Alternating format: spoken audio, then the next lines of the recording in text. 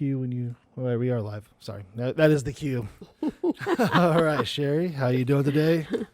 I'm well, thank you. Welcome. All right.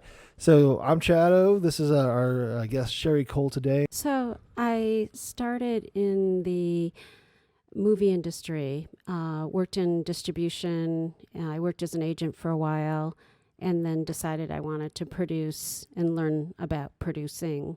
So were you an agent for actors? Yeah. Oh, wow. I actually modeled when I was a little girl, and I was in commercials all the way through high school. And then when I came back from college, I asked the owner of the agency in Chicago, Shirley Hamilton, if she would teach me the business, and that I didn't want to be in front of the camera anymore. So she was the one that threw me to the wolves. Oh, wow. So you went from being on one side to going in and telling people how to be on that side, right? Coaching, basically, get them. Well, I mean, I was in front of the camera, and then decided that I wanted to learn the business. So I actually grew up in the business with Tom Cruise and John Cusack, Jeremy Piven. We all grew up together in Chicago, and we all were with the same agency. And then I ended up being their agent in Chicago, but then they all became famous very quickly. So you were Jeremy Piven's agent? Yeah. Mm-hmm. Oh, wow. And his parents too. I just recently saw him at the Laugh Factory doing stand-up. Have you seen him stand-up? No. He's actually doing pretty good on the stand-up. It's pretty interesting. And coming from that background to actually doing stand-up it's quite opposite. Most people start doing stand-up and then have the background he has. Yeah. So to see him talking about this kind of stuff is really cool. Interesting. He's given a Hollywood perspective on stage. Yeah. So that's pretty neat. His parents had a really cool theater back in Chicago. Oh, really? Like a live stage? Yeah, the Piven Theater. Yeah, but I believe both his parents are gone now. Oh. So, but yeah, I feel very lucky that I got to kind of come up in the business with them. And I worked on all of John Hughes's movies. I worked on... in Chicago? In Chicago, yeah. And I worked on Risky Business. I also worked on Ferris Bueller's Day Off, which was definitely the best movie I've ever worked on. That is awesome. Yeah. Did you do the outside shoots, or were you a part of all of it? Casting. Oh, casting. Mm-hmm, Oh, wow. Mm-hmm, yeah. At the time, Shirley Hamilton, she still is very well known in Chicago. So a lot of the really great actors that started in Chicago that ended up, moving to Hollywood. Oh, wow. But so I felt really, really lucky that I got to kind of grow up in the industry with. That's very cool. So did you, I know you later on you went to Hollywood too, did those connections carry on through, or did you make new connections on the way? Or Yeah, I actually started at an agency called Triad Artists, and they were like, they were the big, there was the big four: CIA, William Morris, ICM, and then Triad. And I ended up in their junior agency program. Oh, wow. And not knowing anybody. Wow. So I was I started all over. And then one day we did all the casting for Dreamgirls. Oh. And so one day when I was in the agency, Larry Riley walked in, and he was the star in Dreamgirls. Uh-huh. So it was really exciting. Like, oh my God, I know somebody. Yeah. So that was fun. Then I decided I didn't want to be an agent. So I wanted up and decided. I did. Done? I didn't want to be an agent. I just don't have it in me to take care of, to babysit people. Yeah.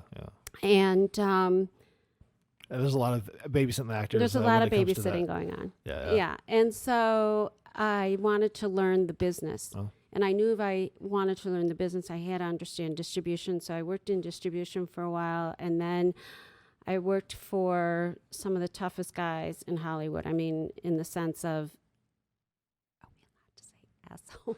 You can say anything you want. It's the fucking internet.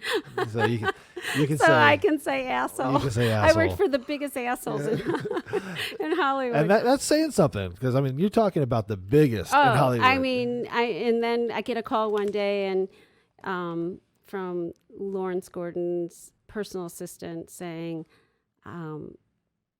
that Larry Gordon would like to interview you. He needs a personal assistant. And I said, how'd you get my name? Oh. And she says, well, you've developed quite a reputation Oh, wow. in the business of being able to handle the assholes. I said, oh, it's a nice reputation I have. So they know you have thick skin, basically. So, yeah. So I interviewed with Larry, and Chuck, his brother, was downstairs. We were in the old Marilyn Monroe bungalow at 20th Century Fox. Oh, a lot wow. of history. Yeah. And I ended up getting the job, and that was kind of the start of my career working in production and producing. Wow. And so it started at 20th Century Fox, the production side. Yeah. And then I left and got married. He had 2 children. My daughter was diagnosed with autism when she was 2 years old. And so I left the industry, and I guess you could say I kind of retired. So you changed passions. Well, I mean, my life was hers now. Yeah. And I needed to devote 24/7 to her and making sure that she had the right therapy and seeing the right doctors. And it was a very, very stressful, exhausting, the hardest job I have ever done in my life. Right. But the most rewarding. That's because my daughter, Brittany, is amazing. And lives on her own. She's lived in France and Italy and traveled to Japan. And she followed me in the entertainment business, but on the animation side and digital media.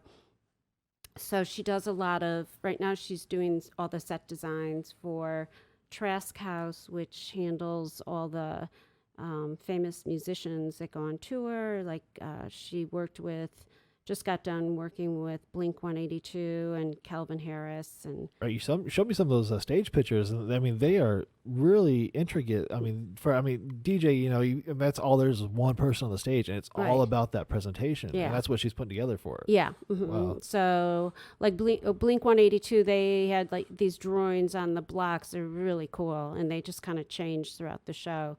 But she's been very fortunate, and I know she worked with Usher for a while, working on his tour. So it's she's amazing. You've seen the development come from, going from not functional to fully functional adult. Yes, yeah. I mean, the stimming, the counting of the fingers, the walking on the tippy toes, the gibberish talk. There were the OCD part of it, the anxiety. There's a lot of different issues that go along with autism when they're on the spectrum. So what I found with Brittany, she was a very sickly child. So we decided to put her on a gluten-free, dairy-free diet, which made a huge, huge difference. I mean, absolutely huge. Really made me a believer, because I saw within weeks a transformation in her, and her stomach distensions went down, and rashes, and her attention span, she was wide awake and not sleepy. So because she was on the inside getting better, the outside was getting better too. Amazing. Wow. So now that she's a young adult, I mean, a lot of these kids are on SSRs and SSRIs, and you can't be on them forever, whether it's like Wellbutrin or Zoloft or Lexapro. I mean, there's so many different, Cymbalta, there's so many different antidepressants that they use for different things, but there's never been like a ton of research done. Does it really work? Like, for instance, OCD.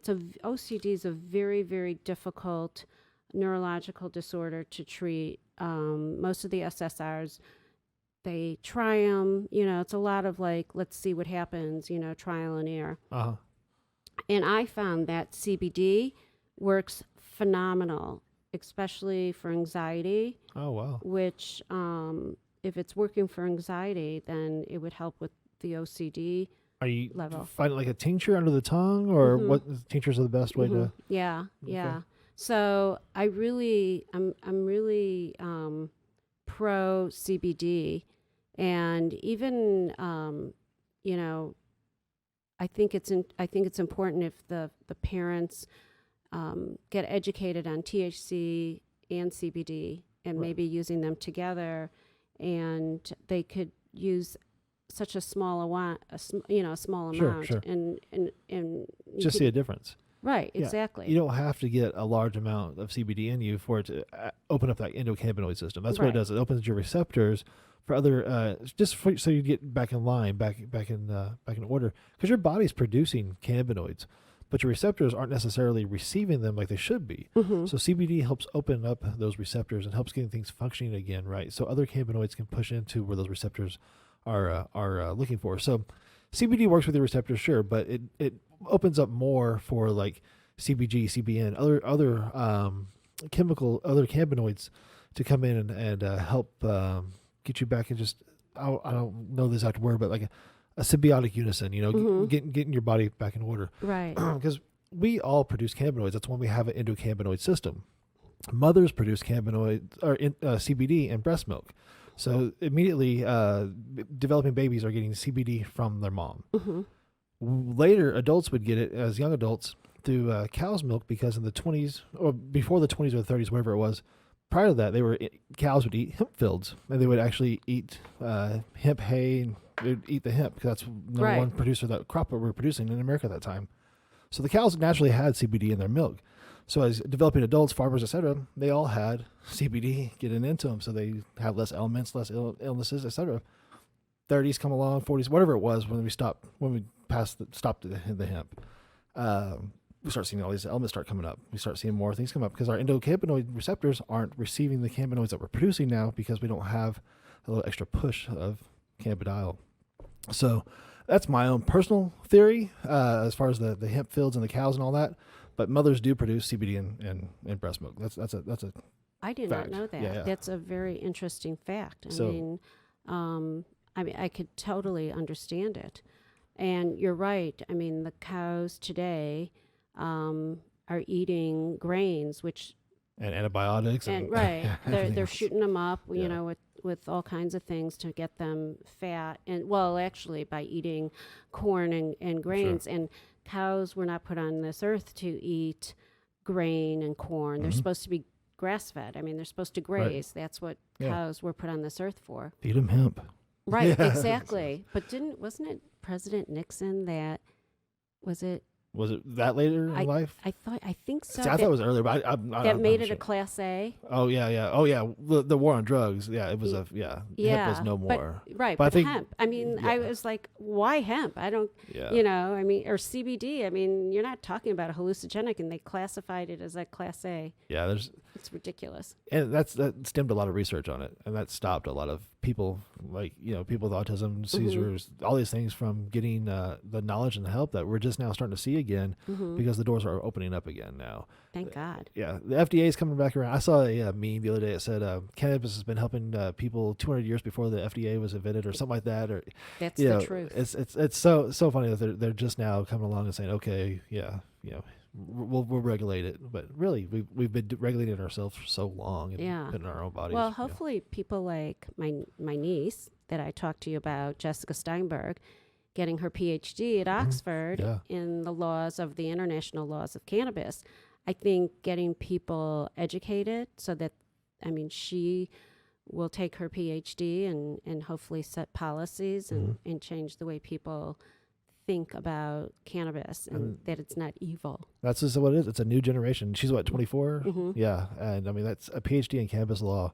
That's the beginning right there. So Exactly. that's wonderful. We started Herbal Risings back in 2013, educating people on patient care, and that was just unheard of. People just see the difference between educated bartender and somebody who's not educated coming in the dispensary, and cannabis education. There's so much always evolving, and we're learning so much more. And the more research comes along, the more we're going to learn. But there's got to be a basic knowledge, and people have to have a thirst for knowledge and not just a know-it-all attitude about it, because there's a lot to learn, but there's information out there, and be a sponge, don't be a know-it-all. Right, That's what I gotta exactly. say, Yeah, that's so true. And the other thing that I want to talk about are well, I mean, autism is considered autoimmune, yeah. believe it or not, which brings me to the numbers of autoimmune diseases. It's an epidemic. Right. It truly is. I've talked to other doctors. I've talked to immunologists and rheumatologists. They said never in their practicing years have they seen so many people being diagnosed with autoimmune diseases, and some of them they don't even have names for, so they just give it the trash can Right. diagnosis name is connective tissue. Right. So, and what is connective tissue? Well, That's everything. Everything's right. Yeah. Exactly. It's your But whole I mean, body. Yeah. you've got fibromyalgia, you've got rheumatoid arthritis, psoriatic arthritis, Sjogren's disease. I mean, you have so many autoimmune diseases. I know I had implants, and I nearly died when I became septic, and I had a massive infection behind the chest wall and 2 liters of blood in my chest that when they removed my implants that had been, I guess, slowly leaking. So I got silicone poisoning. That's crazy. Yeah. So 2 liters of just old blood Old blood hanging just out? laying there. Wow. Yeah. And I couldn't understand why my lungs were always hurting. Wow. Yeah, you got all that pressure coming down. Yeah. And then when I went into the hospital, I had 105 fever. I was just, every joint was killing me. But after I had the implants removed, they told me I got sick after that. I started getting all these weird things happening to me. My hair was falling out, rashes, joint pain. The joint pain was horrific. Huh. And the migraine headaches, I couldn't be anywhere where there was light. And they thought I had a type of lymphoma, the one that now they're saying with silicone implants that a lot of women are dying of. It's a deadly form of lymphoma. Wow. And so when they went in to do biopsies on me, it came out that I had silicone poisoning, and it was in my lymph system. So it was in all my lymph nodes. Wow. So I was, sick for years. And then, they ran a million tests. I was in and out of hospitals. Well, she doesn't have, we think she might have Sjogren's. We think she might have psoriatic arthritis, but we're really not sure. She tested positive for, ANA and connective tissue. So it is a connective tissue disease, but nobody ever thought to say, well, maybe this is all happening because she got silicone poisoning, because Right. silicone is poisonous. So, I lived on opioids, 8 to 12 a day. The pain was so excruciating. And I woke up one day and I just said, I'm dying. There's got to be more to life than just laying here and taking opioids. And I just went cold turkey and got into cannabis, got into CBD, and learning how to dose. Was that in California that you Here here in Arizona? Mm-hmm. Oh, wow. But I actually really learned, a lot. I've been upping my dose with CBD. So I do about 50 drops now under my tongue a day. So I'll do, like 20 in the morning, 30 at night. People with autoimmune diseases they have to go a little bit higher on their dose. What milligram are you using in the bottle? What size? 1450. Oh, I'm up to 1450 now. In a 30 milliliter bottle? Mm-hmm. Wow. Mm-hmm. And you're using about 50 drops a day. Mm-hmm. So most people have seen relief in about 50 milligrams, throughout your day, like 25 in the morning, 25 in the evening is quite a bit. 15 to 20 milligrams a day is pretty average. So that's a pretty high dose, like you're saying, but it is working, right? Yeah. That's awesome. Yeah. I don't have any, joint pain. It's amazing. Yeah. And I'm sleeping better. Because I wasn't, if you roll over, everything hurts. It's like your joint issues. I have some products I want you to try. I got a topical with a linalool, which is a relaxing terpene. for the joint pain, and then I have a CBD with melatonin that will help you with sleep. As we get older, our bodies it stops producing melatonin, and so our sleep cycles get off, etc. So what melatonin does, it helps you kind of regulate when day and night are happening. So it puts you in the mood to sleep when night happens, or when your body needs to sleep. Then we also have CBD and tryptophan, which also helps with sleep, but also it's a good mood enhancer. So like people who depression, anxiety, those types of issues, tryptophan just kind of releases serotonin naturally, and so gives you a natural uplift in life. So along with that CBD and the those two together, helped with a lot of the depression issues, those types of things, and then also help with sleep. Yeah. So people with sleep obviously get depressed because the chemicals aren't producing right. You know, Right. you're receiving that restful sleep. So obviously it brings you down. So the tryptophan and the melatonin definitely are good things to combine with the CBD as well. So I want you to try a couple of those. Yeah, two, that would be awesome. Yeah, I'll give you a couple of those. You know, and I it would be wonderful to see more parents educated, you know, parents that have kids with neurological disorders, whether it's autism or bipolarism or OCD, anxiety, you know, and see, instead of putting them on all these drugs, because how long can you be on all these things? That's the thing. Yeah. You know, especially if you start them at a young age and you have them on, you know, antidepressants. I mean, how long can they stay in them? So that would worry me because it's hard on the kidneys. Yeah. And it'd be great to educate, you know, so they understood and have them look. I mean, your science project is at your home, so start experimenting. I mean, that's what I did with my daughter when it came to gluten-free. I mean, she was my science project. Wow. So, and it worked. Yeah. So then you stick with it. Yeah. And is that what encouraged you to start the gluten-free business in Los Angeles? Was So I was divorced, a single mom, and I had my kids 99% of the time. And I really didn't want to be going into LA for meetings all the time and then traveling, which I ended up traveling a ton for my gluten-free food business. But I thought, you know, if I started the gluten-free business, could work out of the house, you know, and I could work from anywhere actually. Yeah. So, which I did. So, but I was traveling a lot in those years, and which was, I think, kind of hard, you know, being a single mom with the kids, and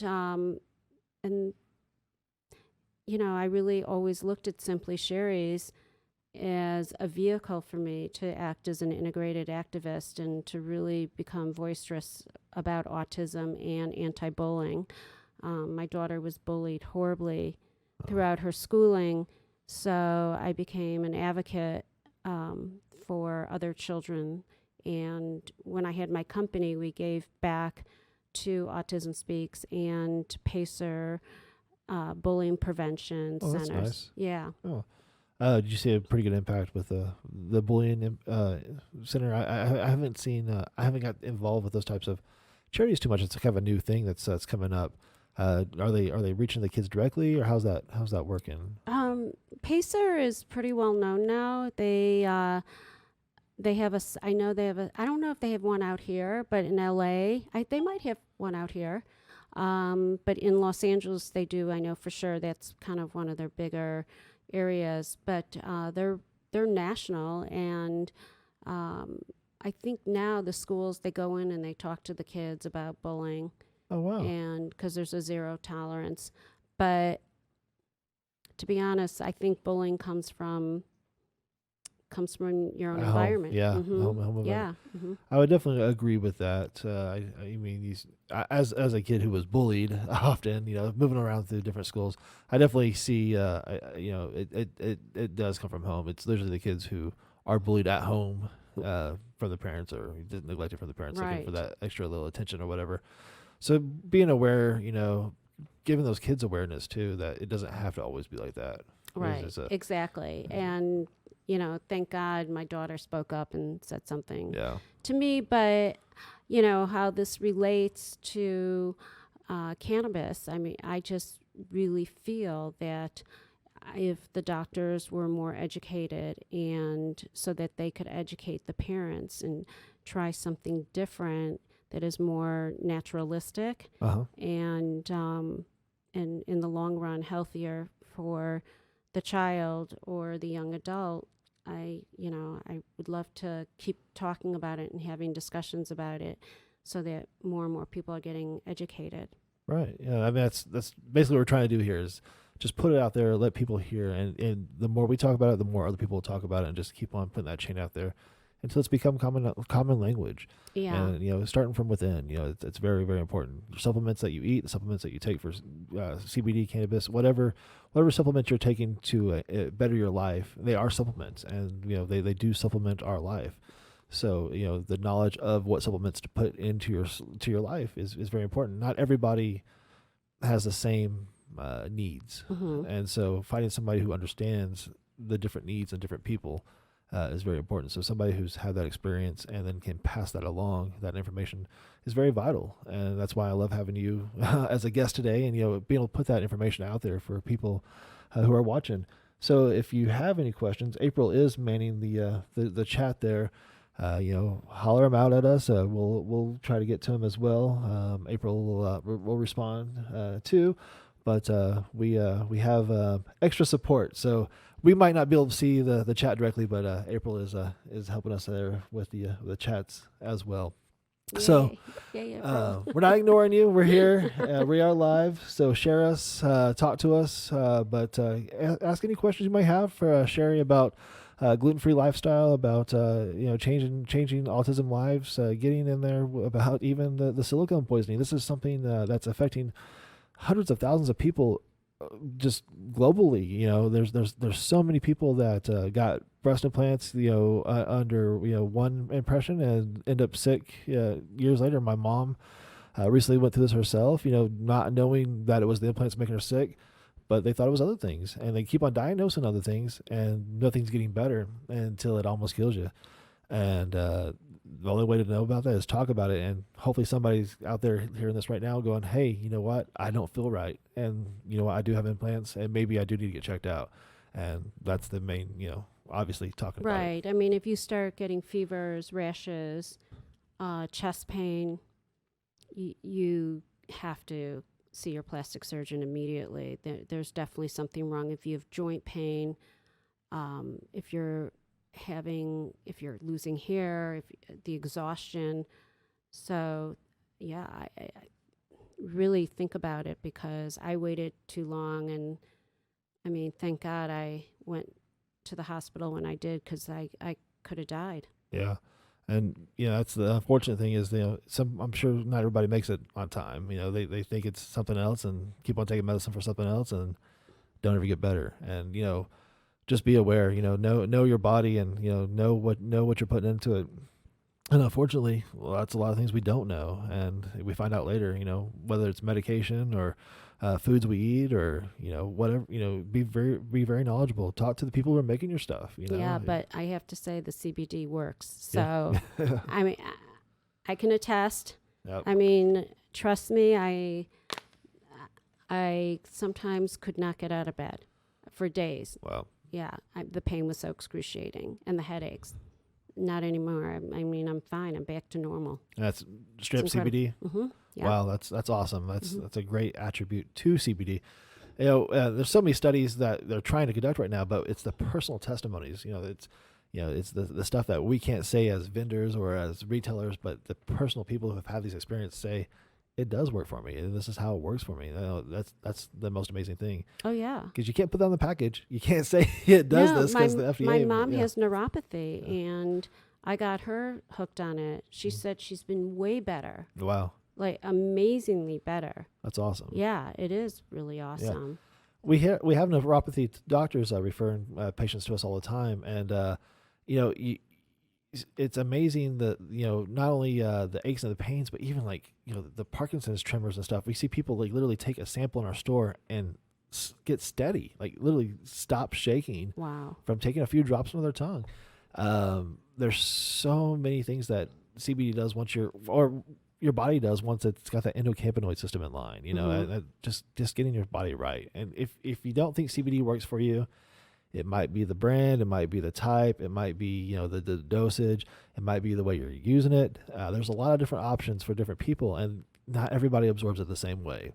So talking to somebody who knows what they're talking about, educating yourself on it. Herbal Risings has a CBD for you class that is a great self-education about CBD and how it works for you. But there's so many other options out there. You know, just start Googling it. Start talking to people in your area that are using it and how they're using it and how it's working for them, because it's out there. It's available. It's 100% legal in all 50 states. Get it in you. Just get it in you. However you get it in there, just get it in you, because you will see a difference. You're not going to feel high. You're not going to feel anything from it. You're just going to feel better. And that's really what it comes down to is, no, I don't feel anything from it. I don't think it's working for me, but really, I don't feel hurt. I don't hurt like I used to. You know, that's the main difference. Is If you're not thinking about the pain, it's gone. It's working. Yeah. Exactly. Yeah. If you're not feeling the pain, it's working. Yeah.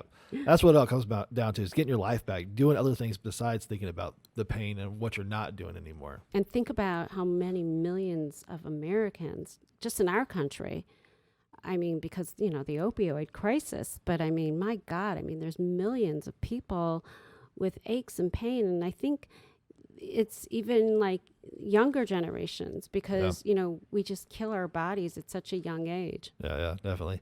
And, you know, we hear a lot of, you know, CTS coming up for like football players, but not only football players, but cheerleaders, soccer players, people just getting body collisions, wrestlers.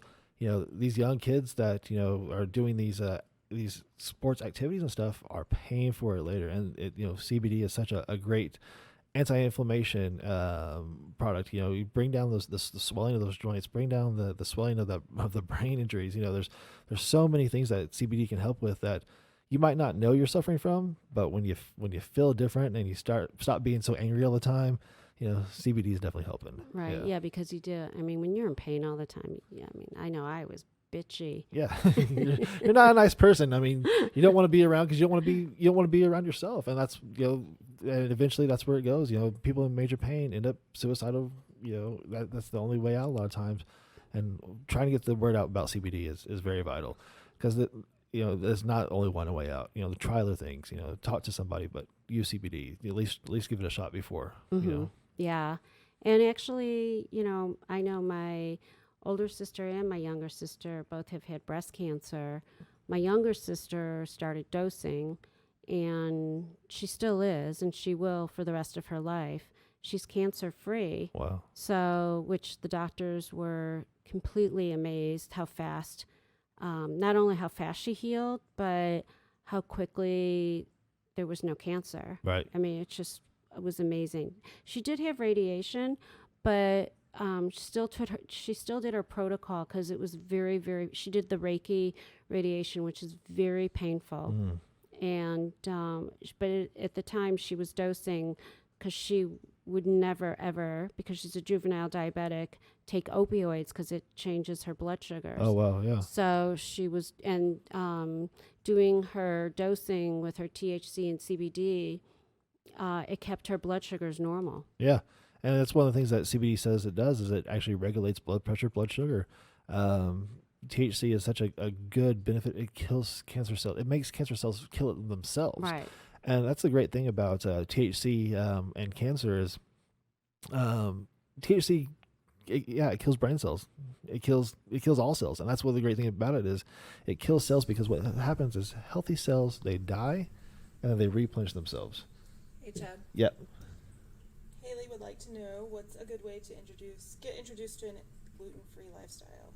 Ah. What's a good way to get introduced to a gluten-free lifestyle? Well, there's great recipes online for sure, but shopping at Sprouts and Trader Joe's, Whole Foods has an amazing selection of gluten-free foods, and really being a label reader. I mean, it's so important to, it takes me hours to go grocery shopping because I have to read every label because I'm allergic to everything now. So what are you looking for on the labels? You want to make sure that that whatever you're buying is certified, whether it's certified gluten, it should be certified gluten-free. And Is there a lab that and certifies them? yeah. Well, the emblem's on there. It's like usually GIG or Celiac Foundation. Okay. So I mean, but anyways, I mean, you'll see the seal on the package. It should be gluten-free. It should be, if you're into non-GMO, it should say non-GMO on the package. Kosher, it should say it on the package.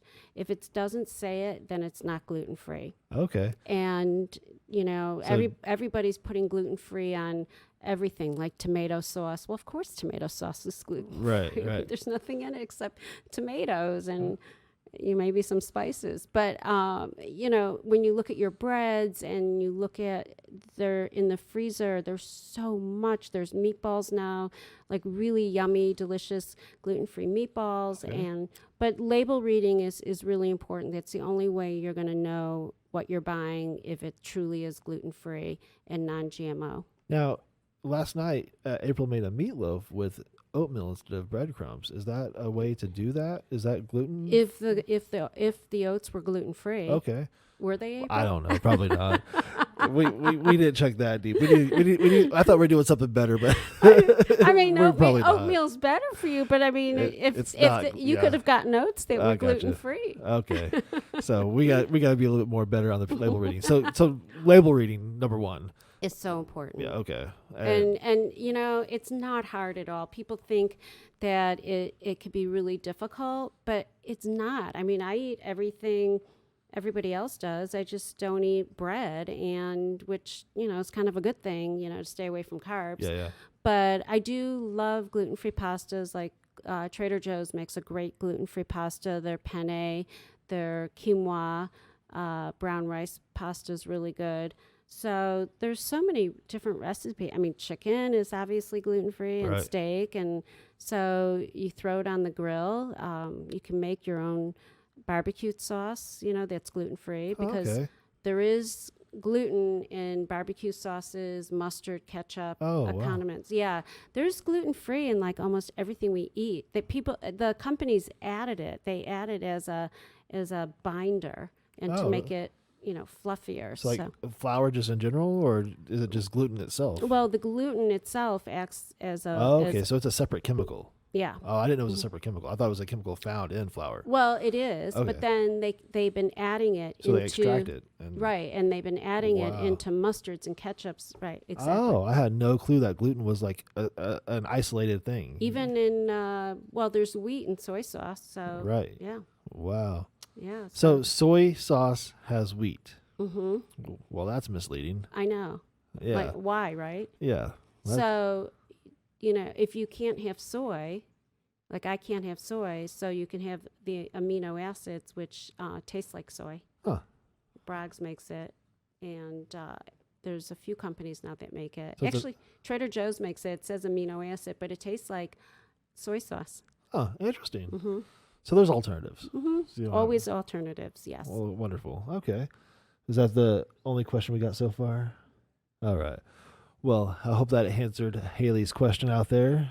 But I'm glad we have at least a viewer watching us, asking us questions. So if you have any other questions for myself or Shari, please tune in and jump in and type in, and we will jump in and answer back. But yeah, that's a great advice. Read the labels. Read the labels. Get gluten free, because you're just gonna get better. Yeah, That's the bottom line. you'll feel better. It's really. awesome. Skin looks great. So now you've been here in Arizona, and you've Almost been 5 years. on CBD. Mhm. You feeling better? 5 years. Wow. Yeah. So what's new in life here now? What do you? So I had my gluten-free food company and decided to move on, close it. It's a long story, but Uh-huh. my co-packer made a huge mistake that really put me out of business. And I was off the shelf for about 4 months, which is the kiss of death. Sure. So it was very devastating because I Wow. had the business for a very long time. Yeah, that's losing a baby. Exactly. It was really, I was really depressed over it and angry Oh, I because It's somebody else that did it. You didn't do my it yourself only yet. advice I could give to people that have their own food companies, don't have one co-packer. Right. Always have a second one, because if the first one screws up or does something wrong, at least you can go to your second. And I didn't have that, and I should have. It's very difficult to find a gluten-free baker in the United States. Okay. There's just not that many, and because a lot of them keep getting bought up, so then they're taken over by huge companies like Kraft or General Mills. Wow. So, anyways, but it in a way it was kind of a blessing. It was time for me to move on, anyways. Sure. And I really started getting interested in cannabis, especially because of myself. And then my sisters both had breast cancer, and it runs on my father's side of the family. And all the women, all my aunts have passed away. And Wow, that's terrible. yeah, and All breast cancer? yeah, and Wow. then my cousins, my first cousins, one of them has passed away. And then my second cousin was just diagnosed, and then my sisters. So it's very prevalent in the family. And now that I see what it did for my sister, I'm a true believer. I feel if breast cancer does run in your family, everybody should be doing it as protocol. Yeah. They should be CBD, dosing. THC, definitely. Absolutely. Yeah. For the rest of their lives. If you're in a medical marijuana state or a cannabis state, you should definitely at least have some THC in your system. I mean, it's I mean, I know you don't want to get high, et cetera, but there's so many benefits to THC itself, like the killing the bad cells, Right. and just rebuilding healthy cells. And that's really, it's very important that we understand this is a supplement. It's not a drug. It was classified as a drug, obviously, for a long time, but it really is a supplement to our system. We have an endocannabinoid system. It's a supplement. It's not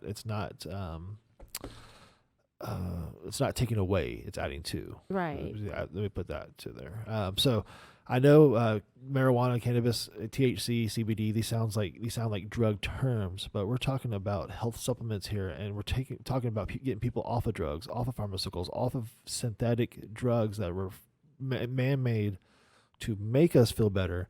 But when cannabis comes along, it's a plant. It's earth. It's from this realm that we are from, and it's made for us. It's going to be a tough fight, because there's billions, if not trillions, of dollars in cancer treatments and chemo. So the pharmaceutical companies aren't going to give that up so fast. Well, sure, and I definitely think there's good treatments out there too. But to take everybody's money to keep them alive, you're putting them in a worse livelihood than if the cancer got them. So you're taking everybody's livelihood one way or another, and Right. there's got to be an alternative. And don't get me wrong. I mean, I think chemo is a lifesaver, but sometimes I think you can do the two together. Definitely And at least, if anything, help your pain, help your anxiety. There's so much anxiety that comes with cancer and treating cancer, and going through that and feeling alone. And CBD and THC will actually help you with just the coping, helping you sleep at night, helping you to have that PTSD, those nightmares of waking up and not knowing where you're at, being confused. The CBD and THC will help you sleep through that and help you feel better in the mornings when you wake up, help you eat when you need to eat. These are all benefits of it, not just killing the cancer, but also helping you as a person just get through the treatments. When you're so nauseous from the chemo treatments, we have patients come in and use the CBD under the tongue, and they're able to eat again. Take a couple of capsules with their food, and the chemo treatments are able to do the chemo treatments on a regular basis. These are personal stories we've heard in our stores of people who are going through chemo, but also using the CBD to help supplement the side effects of the chemo. It's amazing. Yeah, it definitely helps, no matter whether you're looking to treat it or to help the symptoms of the treatment. Definitely look into to the cannabis and hemp and CBD and THC. Yeah, they should hand it out when my sister was going for her chemo. I used to go with her every day. It would have been nice if they had given them. Yeah, just a couple capsules to take with it. Serious. Yeah, it just settles everything so much better. Well, and it's painful. Yeah. So, Yeah. sometimes we treat our animals better than we treat ourselves. Yes, that is true. I do. I know I do. I know. I've got my little Max on some CBD. Yeah. Yeah, he gets these little ticks where he starts gnawing at his leg or his tail. Oh. So I put him on CBD Yeah, is it helping them? to mellow him. Yeah, A little bit. A little bit. Yeah, I think I might have to up his dose. They all respond to it differently. We have 4 dogs on it now. Our 5th dog just passed away. Her name was California, but we actually named a brand of CBD for pets after her, California Beach Dog. Oh, But our so passion is cute. definitely the pets. Yeah, we Yeah.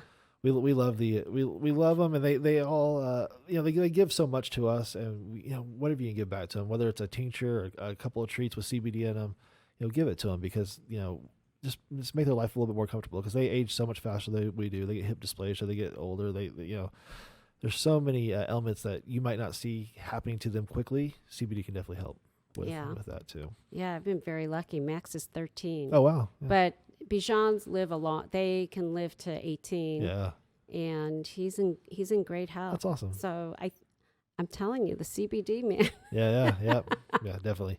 CBD. Well, that's cool. So, you came out here. You've been using the CBD, getting healthier now. Yep. Now looking back into getting back into business. Or Yep. It's time to get back on the horse and thinking production side too, or yeah, I'd love to kind of do some, obviously something in cannabis, and then also do something in production. uh-huh. I've got a couple ideas. I think you and I have thrown around a couple ideas. That's obviously my passion is cannabis and production. So Right, exactly. we love to bring that together, and Yeah. that's one of the great things when we connected was we both had that background. We both came from Hollywood around the same time, and really had a passion for entertainment and cannabis, and the bringing that education through entertainment. I think is very vital, because people will watch and listen way more than they'll participate. Right. And that's a great thing about getting the message across, is having entertainment outlets, making a good movie, making a funny movie. Pineapple Express is a great movie for cannabis. Oh my God. That was so funny. One of the funniest. Yeah, I mean, so making good movies like that are just cannabis funny, cannabis friendly is great too. But I've noticed even something about Mary, the smoker joint. Oh yeah. It's in there. It's in the culture now, and the entertainment and the cannabis business are becoming one. Belushi Farms, Mike Tyson getting into it. There's so many people in entertainment getting into cannabis. It's either alcohol or cannabis, but every major celebrity now is either got a tequila or a farm. Right, I know. They're right. Yeah, so exactly. it's one or the other. And I do love tequila. So gosh, maybe that's another. Grab some agave. Bradley Cooper has a tequila or a vodka or something out now, or they all got something now. But yeah, I know, and they're all getting their farms too. Yeah, I want to try the Mike Tyson stuff. He says he smokes $40,000 worth of his weed a month, so I don't know if I can afford his stuff. But yeah, Are you serious? yeah, that's what he said. 40 grand. What a are there month. diamonds in it? I don't know, but I think he's just trying to justify his prices. He's trying to do. But yeah, I don't know. For first year grows, you got those high prices. Give him a couple years. Well, maybe he won't get the punch drunk now. Yeah, punch. I hope it's helping him. Well, they should definitely have Mike Tyson's Punch Out strain. There should definitely be a Punch Out strain. That would be one hell of a strain. Yeah. Knockout. Yeah. Would you so I was telling you, I it's going to be almost 5 years that I'm here. Mm-hmm. But I went to school out here. Okay. So, but I'm excited about this new stage of my life and getting involved in something that I want to get involved in for the first time.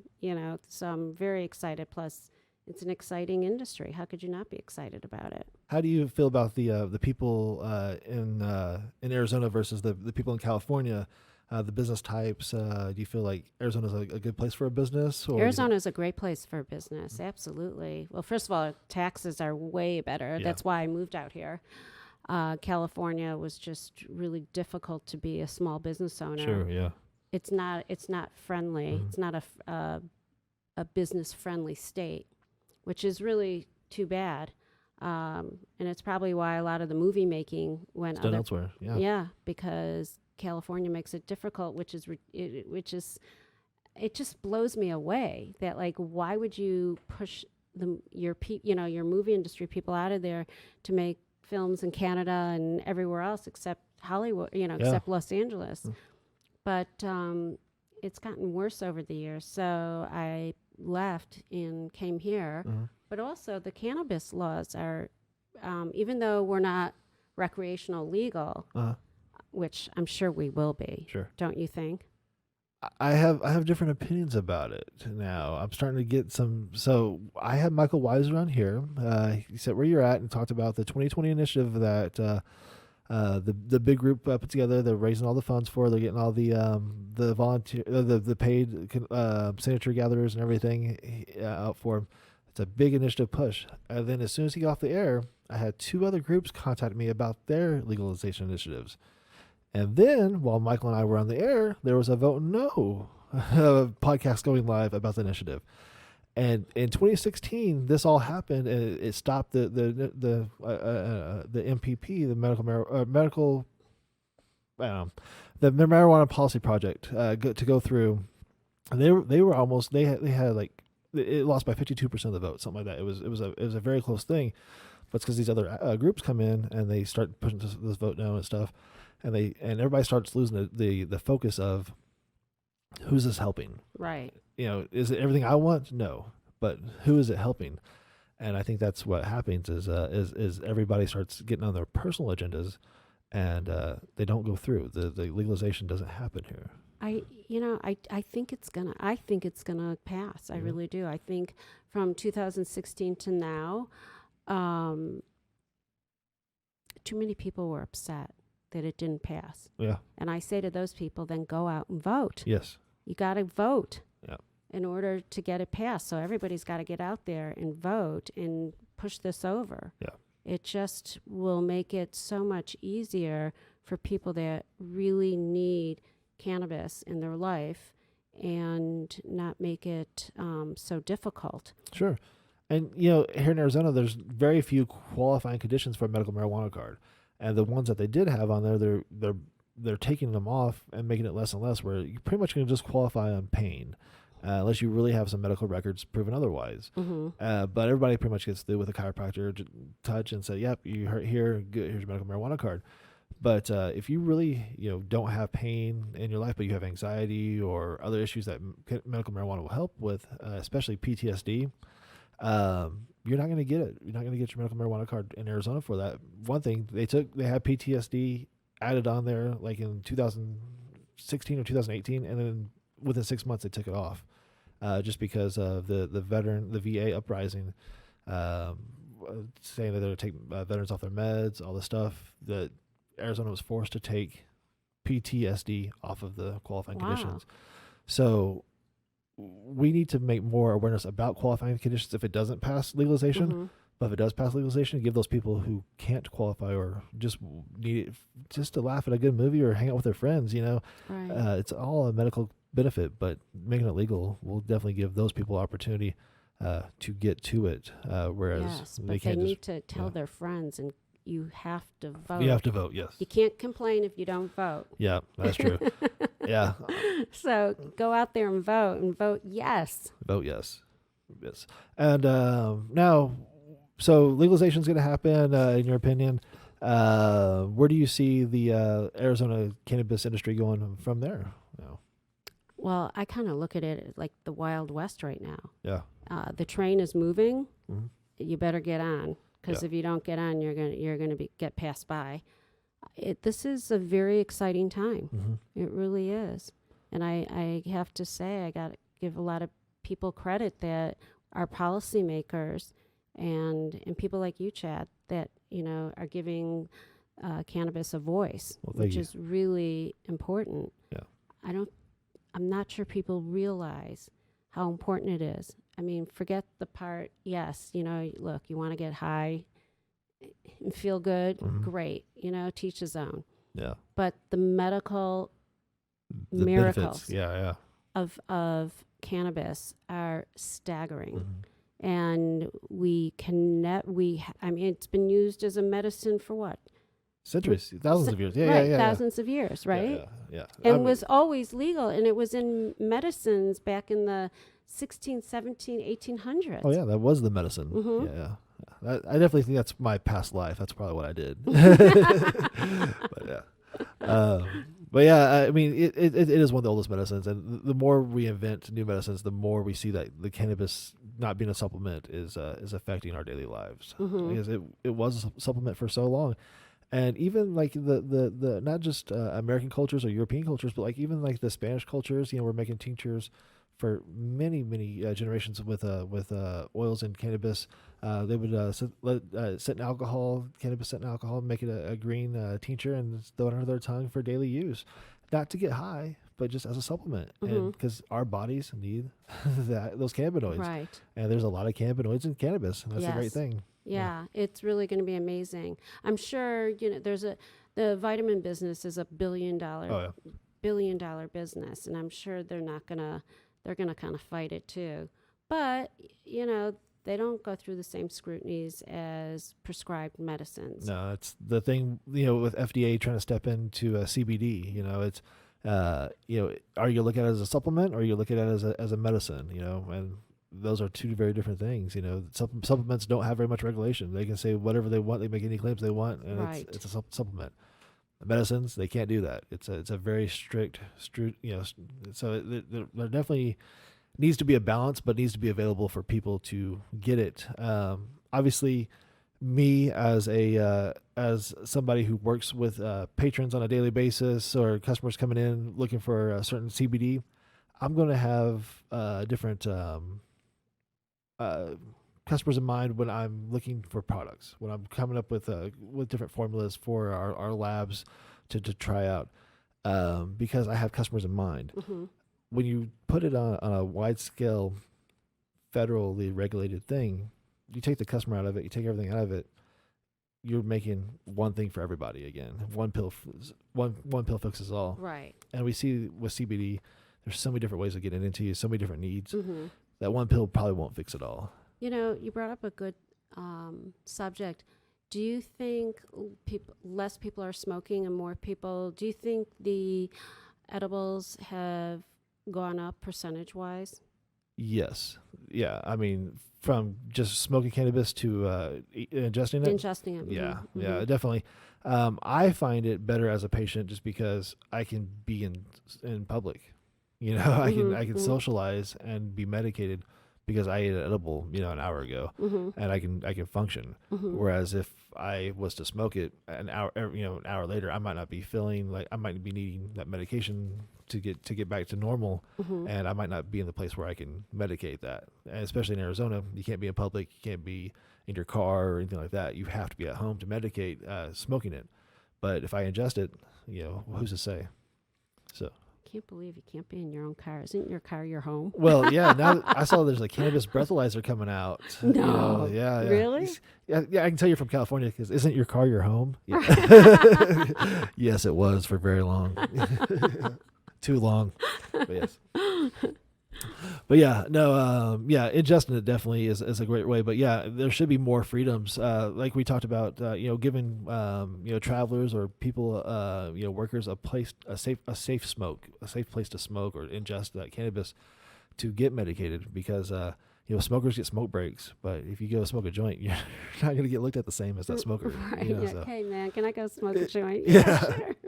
It's not going to happen. No. But the more awareness that we, this is a medication, this is a supplement, there might be at least they can at least have a capsule, at least throw a tincture under their tongue, have a brownie, have a cookie, have a gluten-free cookie. Right, exactly. I have a gluten-free cookie. Yeah. Or gluten-free dough. Yeah. Yeah, cookie dough. I was writing down some flavors. Let's don't give away all of our ideas. Never know who's watching. I know. Yeah. So yeah, there are options, but smoking is definitely going the wayside, because that's what cops are looking for. That's what the apartment complex is looking for. That's what the neighbors are looking for. Not just to tell you to stop, but hey, can I get a hit? So if I ate a cookie earlier, you're not going to ask me for a bite of my cookie, are you? Right. So my medicine goes a little further that way too. Don't have to share as much. Right. It's so true. Yeah, scavengers. Like, speaking of, I got Snoop here. A little Snoop. Yeah. John Travolta there. Oh yeah, play Drop It Like It's Hot there. All right. So yeah, we got little memes that we could drop on there. Be like, where's the weed at? Who's got John Travolta Pulp Fiction there at the bottom. I love that movie. Yeah, that's one of our faves. You actually worked with a band apart. You said in Los Angeles. You had connections with a band apart. Band apart, yeah. They produced that movie. Yes, they did. Yeah. All of them. Yeah. Lawrence Bender, Kevin Brown is a dear friend of mine, and Lawrence and him have been partners. Oh gosh, 20 years maybe or longer. Yeah. So great company. They did.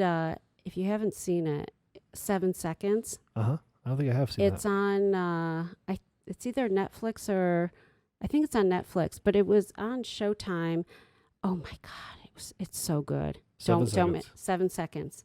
Don't miss it. It's like you'll be on the edge of your seat. Huh. And Regina King, actually, she won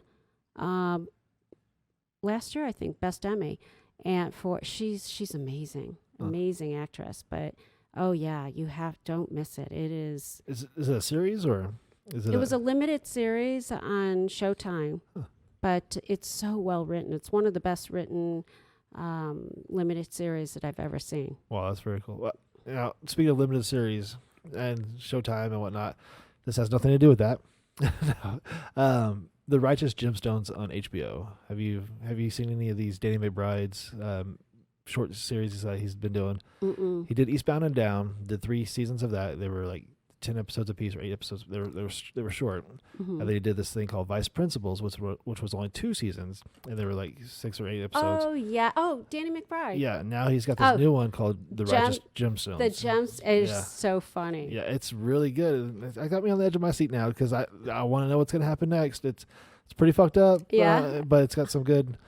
Yeah, I mean, coming from a Christian background too, it's very, very on the money. Just the type of people. Yeah, and stuff. evangelists. Oh my God. Yeah, praise Jesus. Yes. Yeah, there's a lot of good insight. So whoever wrote it actually probably grew up like I did. I think Danny's one of the writers on it, but the female there, the female lead is the sister is a writer too. Oh, she's from Vice Principals. She's hysterical. Yeah. And then Danny McBride's wife, the actress, she played on Longmire. And she plays it, but they have this amazing gun setup. Oh, really? In their backyard. Oh, yeah. For it's like an obstacle course. Oh, the wife and the gemstones. Yeah.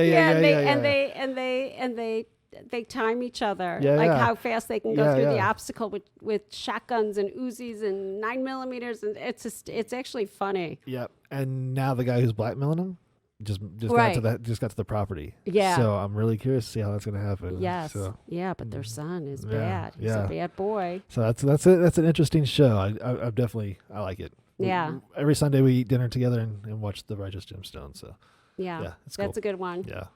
I definitely like those mini series or whatever you want to. Yeah. Yeah, but so we're talking about Band Apart, and they've done some great stuff together. So, gosh, we'll have to we should call Kevin. Get him on the air. Get him on the air. Yeah. Ask him why he didn't make my movie. Yeah. I know. Actually, so 2008, 2009, I went to Lawrence Bender's office, and I actually went to a lot of offices on Wilshire there.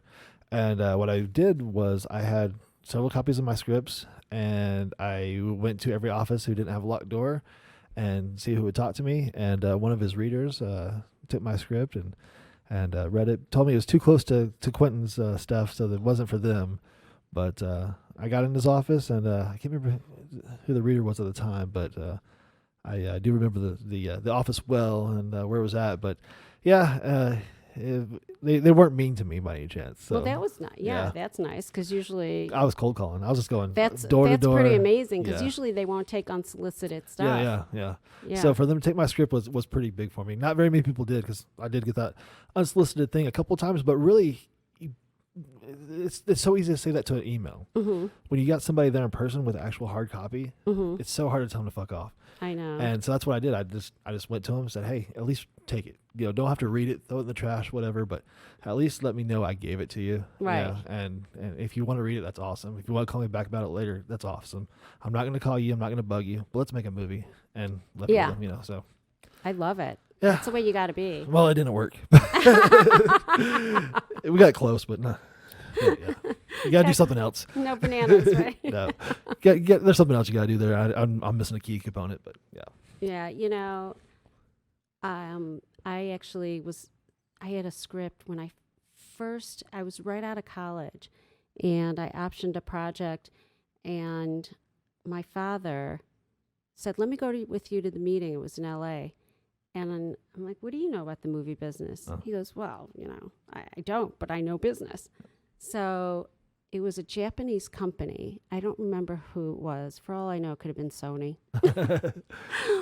They were willing to give me $50,000 for my project. I mean, come on, I was 21 years old. Just to buy it outright? Just to buy, yeah. Wow. And I would be producer on the project. And my dad says, no, don't do it. You can get more money. That was the curse of the more money. Yeah. Yes. So that was the curse. And of course, they told me to take a hike, Yeah. and I looked at him and I said, I could have sold a movie. Yeah.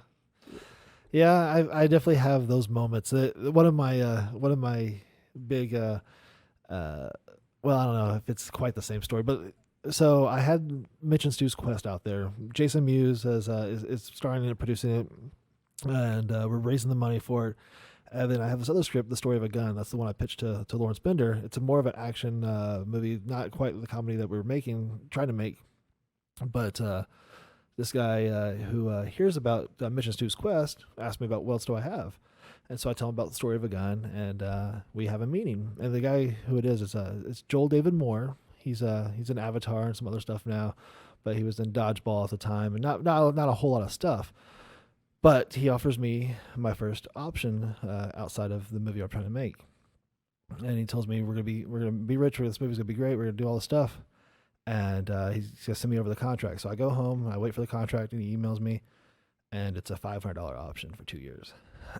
And so a little bit of background where I'm at right now. The wife and the kids are in Oklahoma. I'm sleeping on a Chase lounge, not a full bed, not a couch, a Chase lounge in a one studio apartment that a friend that I met in Hollywood has let me sleep on while I'm trying to make it.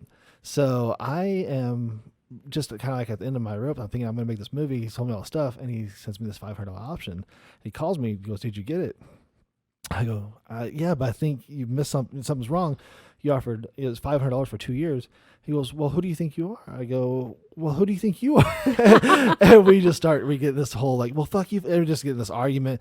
Well, you're never gonna make this movie. I said, well, not with you. And just this whole thing. And we hang up. Bam, it's over. Me and Muse, we tried making the movie, the Mission Stew, and setbacks. Anyways, a couple years later, I get a call, and it's Joel David Moore. And he goes, hey, I know we had our differences, our background, our issues. Oh, sorry. We got a little feedback there. We had our differences, we had our issues, but I want to write a movie with you. And I say, well, what do you have in mind? And he tells me the whole thing. He said, I think you're a great writer. I think you were the best writer we've read, blah, blah, blah. Just feeds me all the stuff, He pitches me the movie. I said, okay, let's write it. What kind are you looking to hire me for this? No, we're all working for free on this, blah, blah, blah. And so it's going to be a no money thing. I'm like, dude, I can't do this again. Right. So 2 times we got into it and told each other to fuck off over no money.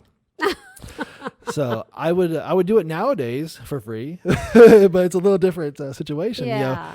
Back then I definitely I was in LA clapping and laughing for $8 an hour trying to make it in the movie business. Trust me, I get it. And so I might have burned a bridge or two there, but no, I mean, people forget, but I made. I didn't. I was trying to make you feel better. I don't forget. I produced my first film in 2008. Uh-huh. So that was kind of exciting, raising the money, and Did you did you write the script too, or did you find somebody else to produce? I had a partner. It was a true story that her and I kind of rewrote, Okay. basically. And the name of the project was called Church. No R. It was CHUCH. The Okay. R was missing. Church. So, and it was a true story about these two guys from Detroit, Michigan, Uh-huh. and kind of petty thieves, small-time con artists. And they were in a convenience store, and their Korean mob is running. They're being chased by the FBI, and so they run through this convenience store, and this really happened. And they drop the bag of money Uh-huh. in the store, and they run out the back. So my two characters, who are Mutt and Jet, Uh-huh. and the comedy team, and they look at this satchel or this bag, and they open it, and they see all this cash, and they're like, "Oh my God!" Like Uh-huh. they struck the lottery. So they take the money, not realizing whose money it is, Uh-huh. and next thing you know, they're being hunted. Right. And to disguise themselves, they start a gospel church. Oh. And they end up becoming experts in the gospel. It's like the Jim Stone style. Right, exactly, yeah. My main character, he would watch T.D. Jakes every single day Uh-huh. to learn how to talk and the sermons and so forth. So they started this evangelical gospel church, and people started coming. They would serve, chicken dinners on Sundays to get the people to come. Before they knew it, they had a full house, and then people were giving money and putting money into the plate, and they're making hand over fist. So it's become more profitable than the money they found. Exactly. And but they start doing good things. They start putting money back into the community, opening up a kids center, for kids to go after school, and they opened up like a women's care center for health. They were beautifying the neighborhood, so they were doing all these good things with the money, and they finally catch up with them, and the Korean mob.